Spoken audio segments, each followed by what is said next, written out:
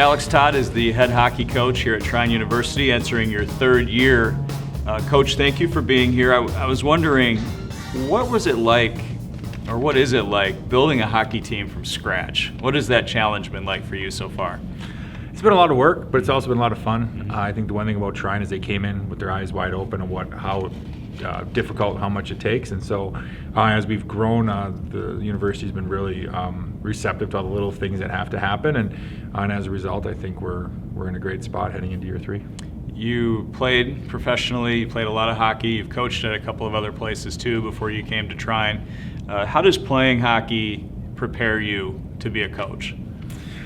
You know what? I think it's all individualized. You know, I think certain players play a certain way where I don't think playing really helps them at all to become a coach. I was the type of player that kind of bounced around from different positions, so I actually got a lot of coaching because as a coach would tell me to go from the left to the right or from forward to D, they would sit me down and explain a lot of things to me, and I took it upon myself to try to learn those things. So for me individually, playing at different levels, playing at different positions, kind of forced a lot of individual one-on-one coaching into my life, and I think I enjoyed that one-on-one interaction with the coach. I think I learned a lot, and it's kind of been my passion ever since to do the same thing with the guys that I get to coach. Is that unusual to move players between forward and defense, or does that happen all the time? No, I tell everybody I wasn't very good at any of the positions, so that's why I had to always be moved around. But yeah, I think a lot of players kind of naturally move towards one position early in their life, and they really like it and excel at it, and I was one of those guys who just loved playing. I don't think I ever really had a strong interest in any one position. I just like being on the team, being with the guys, and as a result I was willing and able to play a lot of different positions, but didn't really play any of them that well. 10-13-2 last year, but even though you did have a losing record, you had some very competitive games against teams that finished the season ranked nationally. You could see during the course of the season some real positives last year. Is that fair to say?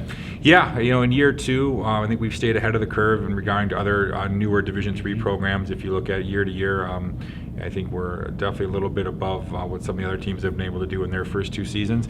And as you said, some of the top-notch competition that we've had and how well we've played against them, and has been a real positive indicator of where this group of guys will be over the next 2 years as we get our first 4-year class moving through the system. I'm looking forward to watching Garrett Hawford. The kid finished with 12 goals, 12 assists last year, both led the team. He was rated the league freshman of the year last year. This is a talented player that hopefully we can build around going forward, right? Absolutely. You know, Garrett as a freshman, not only did he have really good numbers on the ice, but he played every game. I mean, he worked really hard, and he had a bit of a rehab and a little rest in R&R coming his way when the season ended. And what's really exciting is since he's been back on campus, how much improvement he's shown. He's just gotten in better shape, and he seems to be really hitting his stride now. So this weekend with the first few games, I'm excited to see him too, because he did a lot last year, and as a freshman, that's a pleasant surprise. Having to take a little R&R time with some injuries, some bumps and bites. I don't think he quite had the summer he wanted, but he's put in a lot of effort in the last 2 months that he's been on campus, and we're really excited to see what that'll translate to on the ice. Besides Garrett, who are some other names that Breton fans will hear a lot of this year watching the hockey program? Well, in net, Breton Young is back. It's his 3rd year. He's played the vast majority of our games. He is another individual who's just gotten, I think, better every year, more confident, and gotten a lot better shape as well. So I think he's, as a senior, can really carry the load in net and be the goalie that we should expect to see most. We have our senior captain, a defenseman by the name of Henry Huron. Henry has played every game the last 2 years, and he again heading into his senior year was voted captain by his teammates. He's a really, really good kid, tons of experience, ton of energy, and I think with the freshman that we have coming in, he's just a great mentor and leader for them. And then I think because we have such a great leader in Henry and someone who's played so many games, we have maybe a little higher expectations for those freshmen as well.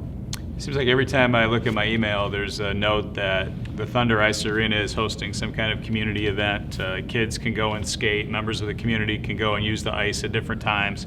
I know Breton University built that arena with the idea of bringing a hockey team, but also opening that up to the community. And that's got to be fun to see many younger kids especially getting involved with skating and even hockey.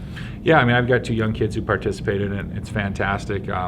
Same thing Wednesday nights. I I'm usually in my office when the public skate gets started, and it's fun to walk out and just see the line of people around the corner coming to get in or waiting to get in. And I think when you build a great facility, no matter what it is, and try and really build a great hockey arena, it's just really fun for people to come over, whether it's just for a public skate, whether it's learn to skate, or whether they fully enroll their son or daughter into the hockey program and want to play for the next 10 to 15 years. It's able to accommodate all that, and with the scheduling and the balancing act that the people do over there, make sure everybody has access to it, really makes it one of those pieces of the college community as well as the Angola community that everyone can kind of look towards having an opportunity to go there and have some fun there at some point, and at the same time plenty of opportunity to stay there 3-4 days a week like my kids are. I have a couple of students here at Trine who talk about how great the facility is and that they love the ice, and that the ice is really well maintained. I know that's really important and something that your staff takes pride in too, right? Yeah, well, Steve Goose, who runs the ice sheet, actually he's been doing it forever, and I just talked to him a couple weeks ago, and he had gone to a clinic just like the rest of us, always trying to improve and be better. And as someone who's skated on ice my entire life, I didn't realize how much technique and science there was in it. And he actually learned about a new way to put the ice down. And I can tell you, in our third year, the ice is better than it's ever been, and that's with more usage than ever. That's more people on it. Usually the more people on it, the more the ice gets chewed up. But the way he put the ice down, he did it slowly, very deliberately, and I think he built up a really great sheet of ice that no matter how many kids and players and people are playing on it day to day, it's still going to be a great sheet of ice. Last thing for you, Coach, you have 2 games with Hamline this weekend? Correct. Friday night and Saturday. Yep. So why are we playing them twice? And talk a little bit about your opponent coming in here. All right, so Trine, number 1 in everything, but one of the lower end in location. We don't have a lot of Division III hockey right around here, and so unfortunately our travel is pretty difficult. Right. And so we're able to find a university like Hamline coming all the way from St. Paul, Minnesota. For them to drive 12 hours to just play 1 game doesn't really make a lot of financial responsibility or a lot of sense, and it's not very responsible. So moving forward for this year, we're always going to play 2 games. Oh, okay. So our entire conference schedule switched to that. So when we go on the road, we'll go up and play. Our next road game is at Lawrence University in Appleton, Wisconsin. It's about a 6-hour trip. We'll stay there overnight, play them Friday and Saturday, and then come home. The next weekend, St. Norbert will come to us for 2, Friday, Saturday. And I think just with the distance that everyone has to travel, it makes the most sense. Everybody's got a couple of schools, like we have Adrian, it's very close, it's easy. Right. But the rest of the teams, it's a pretty significant hike, and it makes a lot more sense to go there and get 2 back-to-back.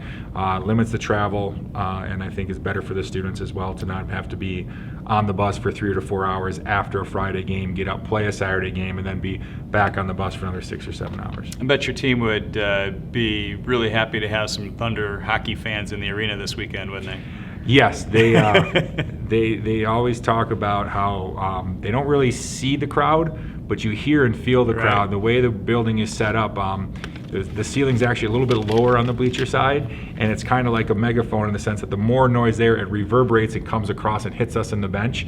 So I think they really feel the energy more than some other places, because just the way the arena's designed, that and the people who pound on the glass too, that makes a decent amount of noise. But they always talk about that. I said, when we talk about it at the end of the season, they always say, I wasn't sure how many people were there. I didn't really look in the stands that much, but you could feel it and really hear it the way the thing's set up. You just feel that energy compounding at you, and definitely creates a nice home ice advantage for us. Alex, Todd is in the 3rd year of building this Trine hockey program. They'll kick it off Friday night against Hamline. We'll have it for you on the Trine Broadcasting Network.